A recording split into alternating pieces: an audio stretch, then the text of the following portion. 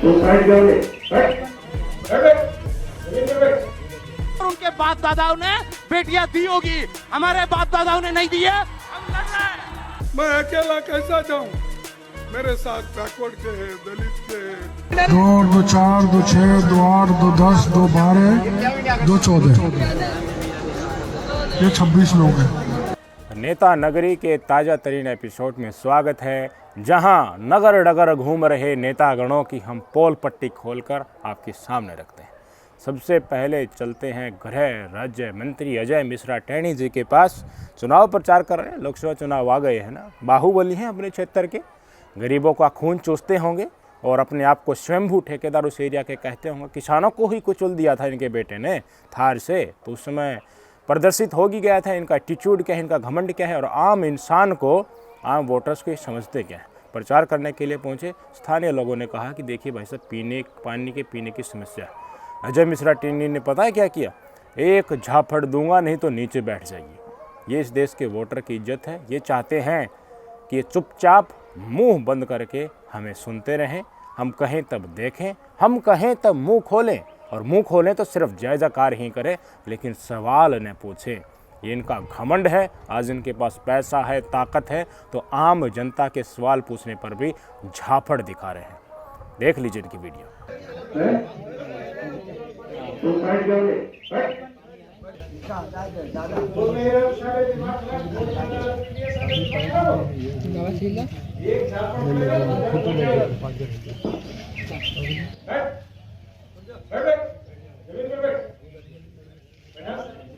Doctor Kirori Lal Meena जी राजस्थान की भाजपा सरकार में मंत्री, इनकी तो कहने ही क्या है। ये तो अपने ठेकेदार बन रहे हैं अपने समाज के। देखिए, मीणा समाज के वोट जो है मेरे ही हैं, मैंने इनके लिए संघर्ष किया है, तो मैं ही ठेकेदार बनूंगा। मैं कहूँगा वहीं पर ये वोट डालेंगे, मैं ही जितवाऊंगा जो भारतीय जनता पार्टी का मेरे एरिया से प्रत्याशी है उसको। भाई साहब नहीं, वोट देने का अधिकार अपने आत्म मन से निर्णय करके सबको है। लोगों को भारतीय जनता पार्टी के चाल चरित्र चेहरे का पता चल गया है, तो ये जहाँ जा रहे हैं वहाँ लोग आ ही नहीं रहे।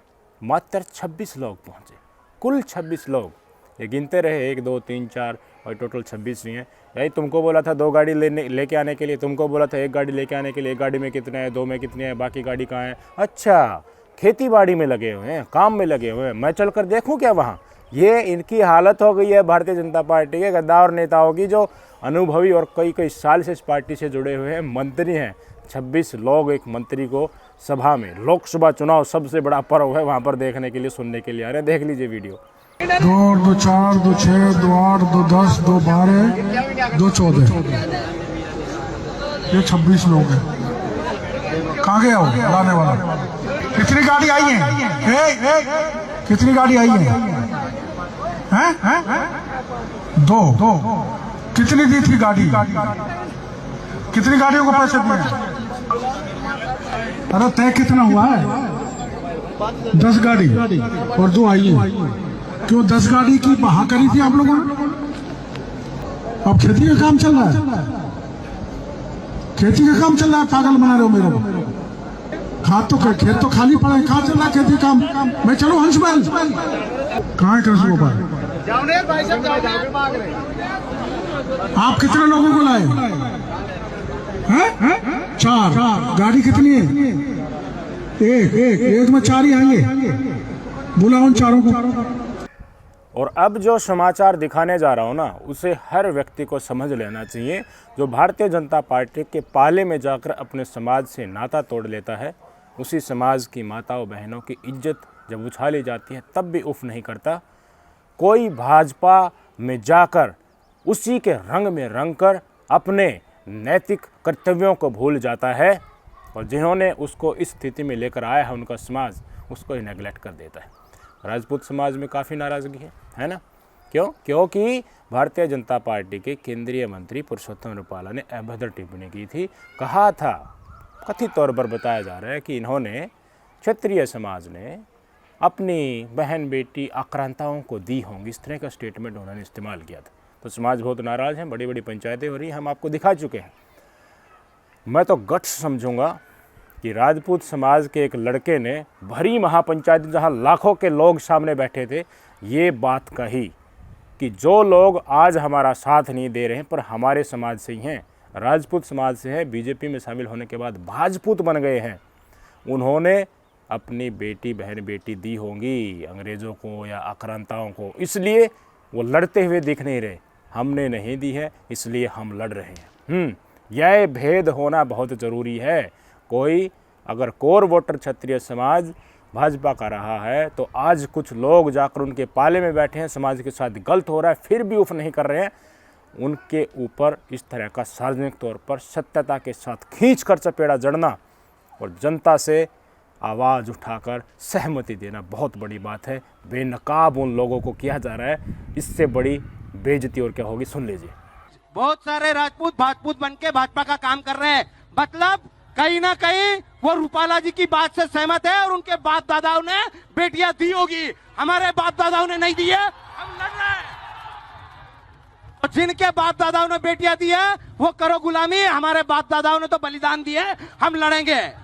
अब प्रधानमंत्री नरेंद्र मोदी जी देखिए काफ़ी चतुर बनते हैं। बीजेपी के बाकी नेता हैं वो सोचते हैं कि देखिए हम ही बहुत बड़े स्पीकर हैं, हम ही भाषण अच्छा दे सकते हैं, जनता को लामबंद कर सकते हैं।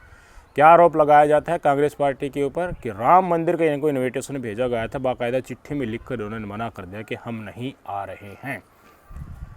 अब खिलाड़ी तो उस तरफ भी बहुत हैं और वो तो बहुत पुराने हैं। मल्लिकार्जुन खड़गे ने इसका तोड़ निकाल लिया है। क्या तोड़ निकाला है कि देखिए अगर उसी मंदिर से हमारे समाज के लोगों को भगाया जाता है, पाखंडवाद के चलते हमें कुचला जाता है, तो मैं अकेला कैसे चले जाऊं मेरे समाज के लोगों को छोड़कर। आज भी ये सत्यता है, आज भी मंदिरों में सार्वजनिक स्थानों पर दलित समुदाय के लोगों को शरण समुदाय के लोग घुसने नहीं देते। इनकी स्टेटमेंट को सुन लीजिए और वो चोट और भिन्न जवाब, सही समय पर सही आकलन और सही स्टेप जो बताते हैं वो इन्होंने लिया है। और राम मंदिर और हिंदू विरोधी भारतीय जनता पार्टी के द्वारा कांग्रेस को बताया जा रहा था, उनके ऊपर खींच कर चपेड़ा जड़ा है।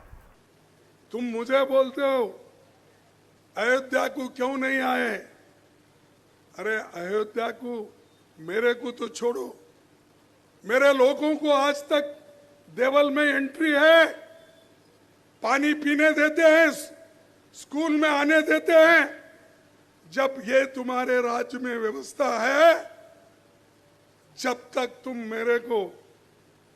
मेरे लोगों को आजादी देकर हर देवल में घुसने नहीं देते, तब तक मैं अकेला नहीं जा सकता। मैं अकेला कैसा जाऊं?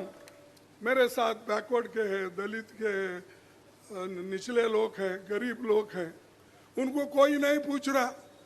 आप मुझे बताइए कि आज इतने दिन हो गए हमारे देश के संविधान को इम्प्लीमेंट हुए, क्या दलित समुदाय को उसके बराबर के हक मिल रहे हैं? बार बार भारतीय जनता पार्टी के नेताओं के द्वारा अब चुनाव प्रचार के दौरान ये कहा जाना कि संविधान में बदलाव की ज़रूरत है। अनंत हेगड़े, ज्योति मिर्धा, लल्लू सिंह, अरुण गोविल और भी तमाम भारतीय जनता पार्टी के नेताओं की मंशा जब संसद चलती थी तो इनके द्वारा कानून लाए गए, वो हम देख चुके हैं। आज और हम बात कर रहे हैं, शायद ये नहीं कर पाते अगर सुप्रीम कोर्ट नए आईटी बिल जो भारतीय जनता पार्टी के द्वारा कानून लाया गया था उसको स्टे करके एक तरफ नहीं रखता। तो आज अगर आप ईवीएम के खिलाफ आवाज़ उठा रहे हैं, आपको लगता है कि धांधली हो रही है, ये क्यों कर रहे हैं? क्योंकि सीजीआई साहब ने एक कानून बनाया था कि चीफ इलेक्शन कमीशन को नियुक्त करने के लिए सीजीआई भी होगा, विपक्ष का नेता भी होगा और प्रधानमंत्री होगा। उसको बदलकर सीजीआई को हटाकर अपना कैबिनेट मंत्री लगा दिया। क्यों लगा दिया? पीएमएलए कानून और कृषि बिल जैसे कानून, किसान आंदोलन चला बड़ा, 750 किसान शहीद हो गए, मनी बिल का टैग लगाकर पास करा दिया गया क्योंकि राज्यसभा में इनका बहुमत नहीं था। इनका दोनों जगह बहुमत आ जाएगा, बाद में कुछ भी पास करा लेंगे ये आराम से। जनता से पूछते हैं, आज विपक्ष को इनके ड्रैकोनियन रूल के तहत चुन चुनकर जेल में ठूसा जा रहा है। चुने हुए मुख्यमंत्री जेल में बंद हैं, चुनाव से पहले बैंक अकाउंट फ्रीज किए जा रहे हैं। तो आगे आने वाले समय में ये इस देश की जनता को छोड़ेंगे? जिनके पास ताकत है, जनता ने कुर्सी पर बैठा रखा है, वो विपक्ष में हैं, उन्हीं को नहीं छोड़ रहे थे, छोड़ेंगे देश की जनता को? नफ़रत जो होती है ना, इसी तरह तानाशाही होती है। नफ़रत पहले मुसलमानों के प्रति थी, अब इनका भोग वहाँ नहीं लग रहा, तो धीरे धीरे उसको सिमटा रहे हैं। सवर्ण समाज के कुछ जैसे छत्रियों को लगा लिया, जाटों को लगा लिया, इनको बदनाम कर रहे हैं और दिखा रहे हैं कि देखिए ये आ गए, ये सत्ता में आ गए तो तुम्हें जीने नहीं देंगे।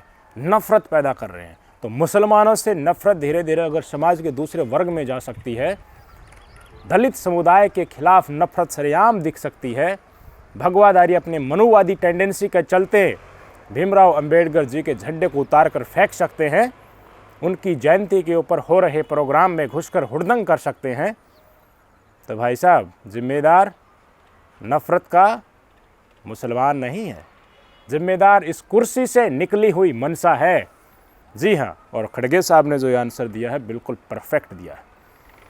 क्या बात भाई साहब, क्या हमने पाखंडवाद और ब्राह्मणवाद इसके चलते दलितों का शोषण देखा नहीं है? आज भी कुएं के पानी में, सार्वजनिक जो कुआं होता है वहाँ से पानी भरने नहीं दिया जाता है। पानी भर लिया तो पीट पीट कर मार डालते हैं ये तथाकथित धर्म के ठेकेदार। अब लेकर चलता हूँ हरियाणा में। पूर्व मुख्यमंत्री हैं मनोहर लाल खट्टर जी, वोट मांगने के लिए पहुंच रहे तो कहीं झोली फैला रहे हैं, तो कह रहे हैं कि कहीं देखिए हमने सबका सम्मान किया था। नायब सैनी जी को बनाकर जातीय कार्ड खेल रहे हैं नए मुख्यमंत्री, उनको बनाकर कह रहे हैं कि देखिए स्कूल बंद हमने जो किया ना वो निर्णय हमारा बिल्कुल सही था। जिस स्कूल में 2 बच्चे हैं, 4 बच्चे हैं और 2 मास्टर हैं, उन स्कूलों का रखकर हम करेंगे क्या? वो बिल्डिंग किसी और जगह काम आएगी। देख रहे हैं सरकारी स्कूल को लेकर एक मुख्यमंत्री इतने साल तक जो कुर्सी पर रह गए उसकी ये मनसा है कि वो बिल्डिंग किसी और काम आ जाएगी। पहले सुन लीजिए इनका स्टेटमेंट। क्या मना कर दिया, लेकिन शोर मचाते हैं। स्कूल बंद हो गए जी, अरे बंद हो गए, बेकार पड़े स्कूलों की बिल्डिंग कहीं को काम आ जाएगी, बच्चों की पढ़ाई अच्छी हो जाएगी। यानी 4 बालक हों, 2 मास्टर हों तो उनका पढ़ने का मन ही नहीं कर सकता। यही मनसा होती तो केजरीवाल भी सारे स्कूलों को बंद करवा देता और प्राइवेट सेक्टर को दे देता सारे के सारे। दिल्ली में तो बहुत पैसे वाले रहते हैं, लूट लेते सबको। मनसा होनी चाहिए ना, दिल्ली जैसे स्कूल बना तो उन्हें किसने रोका है? आज अगर अभिभावक अपने बच्चे को प्राइवेट स्कूल में भेज रहे हैं तो सरकारी व्यवस्था में फिसड्डीपन है।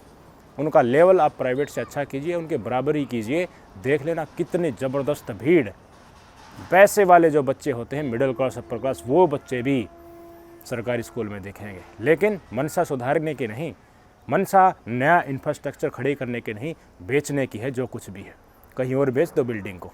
ये इन लोगों की, भारतीय जनता पार्टी के चुने हुए मुख्यमंत्री जो क्या क्वालिटी देखकर मोदी जी ने इनको कुर्सी पर बैठाया आप सबके सामने है।